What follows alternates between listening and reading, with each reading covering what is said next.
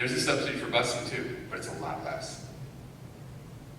And so how do we use this data to have more collaboration, work faster, and support faster change? So we know that there's a lot of pressure to change, to compete with other jurisdictions, right? To build your population. There's new companies coming in with new services like Uber. So one of the messages as a capitalist that I like to bring to people is all spending is not the same, right? There's stimulus spending, like the expansion of a lot of our highways, which does not really have good benefits in just about any way. It also kills the value of the real estate around it. And there's investing for your future, where it pays dividends over the long term. The other thing is we spend so little of our GDP. We spend 2 to 3% of gross domestic product on infrastructure and transportation. Europe spends 5 to 6%, Asia spends 8 to 9%. So that means that the little tiny bit that we spend, we need to be very careful how we spend it. And as I was saying, I'm not going to go into this, but this idea of induced demand is important to understand, because the data and the science show that building those lanes actually hurts us and makes our roads more congested. I already showed that one. So what is the true social cost benefit of the projects? If we're going to look more responsibly fiscally at our investments, so we have to look at internal versus external costs. And we typically look at like basic internal fixed costs, right, and internal variable costs. It costs us much to operate the bus, costs us much to buy the bus. But we're not looking at all the external costs. And the external costs, if you add them all up, because each one is smaller, so you don't pay as much attention to it, they can be more than a lot of the internal costs, right? The cost of congestion, the cost of pollution, the decrease in land value, right? The pain we cause to our water system. But these are all important. And you need to look at them over a 30-year period, just like 2045, which I think is 25 years. And so we've been working in this space for a while, trying to rank social utility. I'm not going to bore you with all this, but assigning values to different attributes of each transportation mode. And then what we've been able to do in places like Miami is to show what the actual return on investment is. How many projects do you see the government put forth and say, this is the ROI of this project, this is the value that you, the taxpayer, are going to get out of this project? Not only do we not do that, but we don't look at all the external costs. So when you look at economy, environment, equity, fiscal return, happiness, health, and safety, guess what? Something like a bus rapid transit line, 27 times return. Whereas that extra lane on the highway, probably negative 10x. There's a difference, right? So we should demand that our government show us this type of analysis. And then, once you have that type of framework, then you can start doing scenario planning and saying, well, what if we did this versus that? What if, in addition to the bus rapid transit, we also put in a bike network at the same nodes as the bus rapid transit? And what we found is sometimes you get 3 to 4 to 5x returns. And some of this probably sounds like gobbledygook, but what we're talking about is being able to give the taxpayer a lot better long-term investment return. And that's important. I'm almost out of time, but I do want to talk about parking real quick, because I know that we spend a lot of money on parking. In Washington, where I live, we're spending almost $100,000 a space, actually over $100,000 in some places on the waterfront, because we're building some underground parking spaces. People don't realize how much parking costs. It's really expensive. We could be housing people. So the average two-bedroom, these are like 2012 numbers, across the U.S. in 2012 was $800 a month. I need to update these numbers. You put underground parking space in, that's a $1,300 a month rental instead of $800, right? That's a 62.5% increase to the cost of living versus investing in a bus that runs by every 5 minutes. So, meanwhile, we've got 500,000 people that are homeless. Who's heard of microunits? Anybody heard of microunits? There's this trend in cities, part of it's due to these college students with $100,000 in debt, but part of it's people wanting to live near things more than wanting to have a lot of space. And so the average parking space is 330 square feet. The average micro unit is 330 square feet. So just imagine if we took some of our parking garages and parking spaces and we converted them into housing, actually 325 square feet. At current interest rates, people could own their own micro unit homes, people coming out of school, for instance, for $358 a month, or low-income people, right, who we give affordable housing rentals. So to some of you, this probably sounds nuts, but what I'm saying is, why are you prioritizing stored cars over people, right? And these are some of the, again, secondary, tertiary impacts of the investments that we make up front in our transportation and our land use system. So when we build that sprawl, there's a lot of costs. You gotta run the electrical out there, right? Flint, Michigan, closing half the cities that can't afford to run the utilities. It's not efficient, it's not fiscally responsible.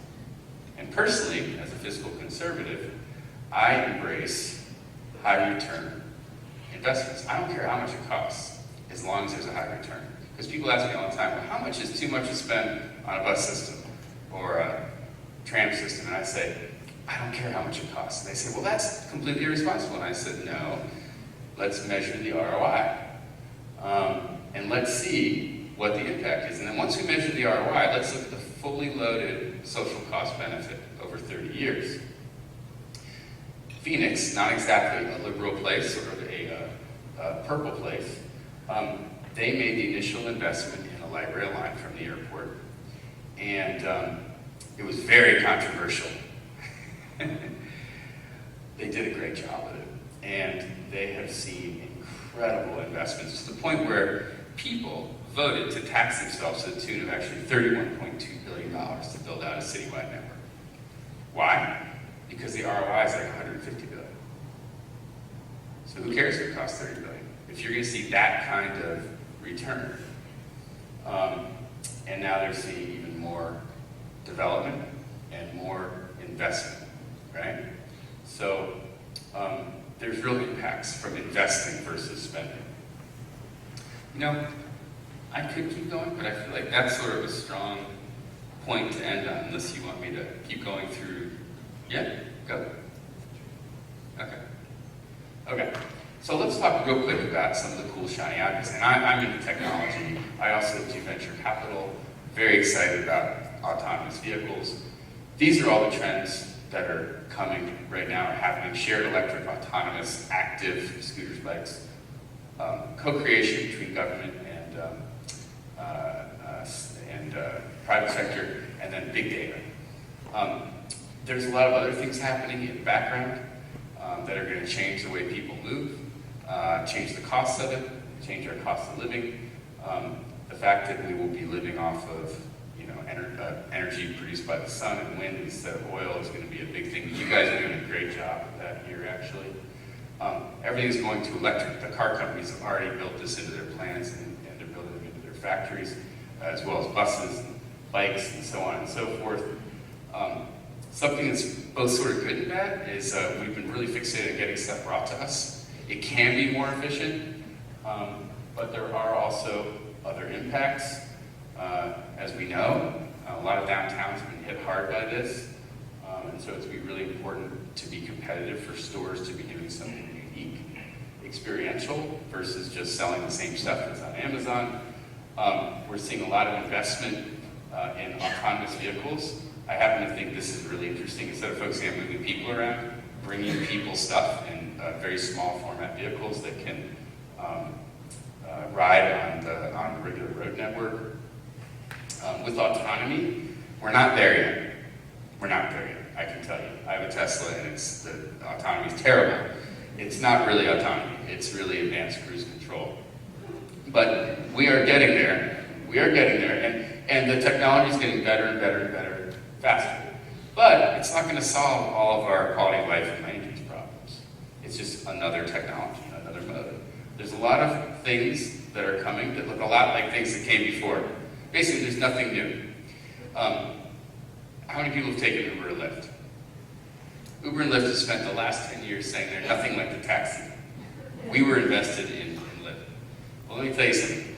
They're starting to put color schemes on their cars, they're putting advertising on top, and they're making adjustments to their algorithms so the drivers can decide if they pick up fares or not. It's a taxi. It's become a taxi.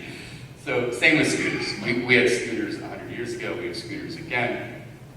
And so, what we're seeing is this movement towards access. People want access to things, they don't necessarily want to own things. It's still a big business, but it's not going to be what it was, building cars and everybody buying a car and driving around and building concrete for roads. In my book, Startup City, I try to map out a responsible future where we use the technology appropriately, but we don't say, we're just going to use a robotaxi all the time for everything. Because it doesn't solve our problem. It doesn't solve our environmental problem, our quality of life problem, our construction problem. It just pushes it further down the road. So we still need transit. We still need livable, walkable, transit-oriented, places. And we need rural places too. So, the thing we have to admit, this is in Los Angeles. Feel lucky you don't live there.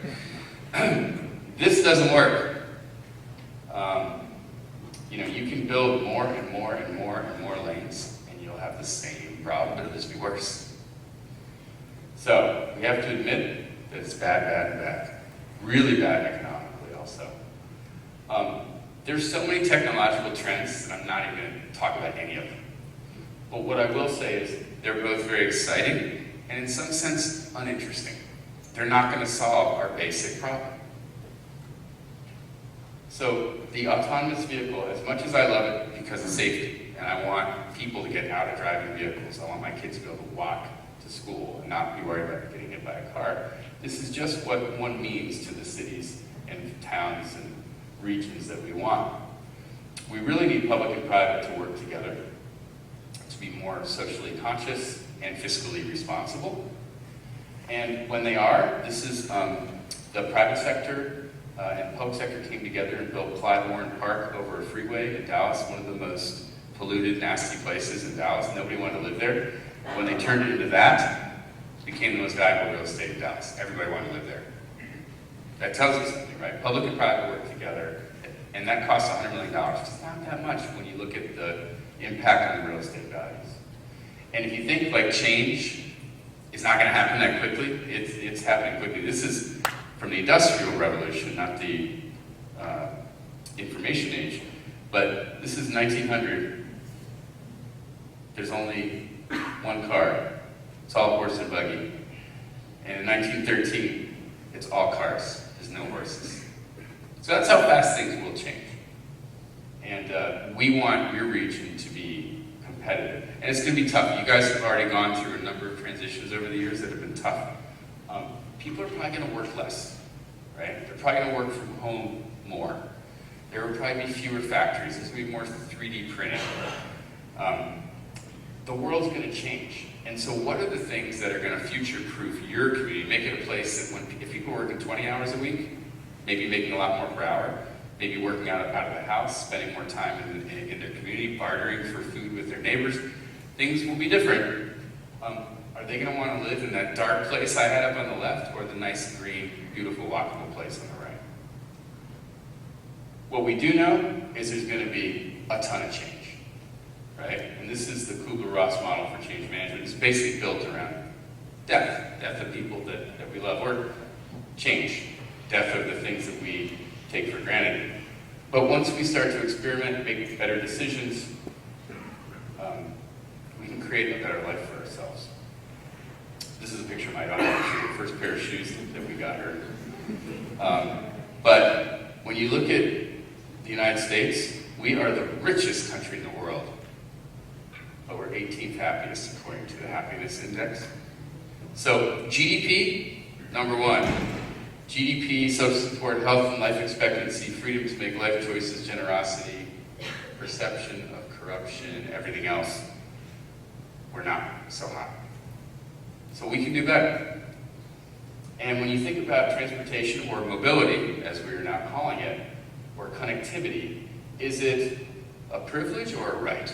Do people have to have a lot of money to have good transportation, or should it be something that everybody has access to? There's a new movement towards universal basic mobility. Google that. It's really interesting. And so we've been talking a lot, and working in Los Angeles, for instance, on transportation happiness. This idea that we should look at the quality of the trip, not just how fast we get people there. Do you get some exercise on the trip? Do you get to read a book? Do you get to do some work? Right? Do you enjoy your trip? Transportation should be fun.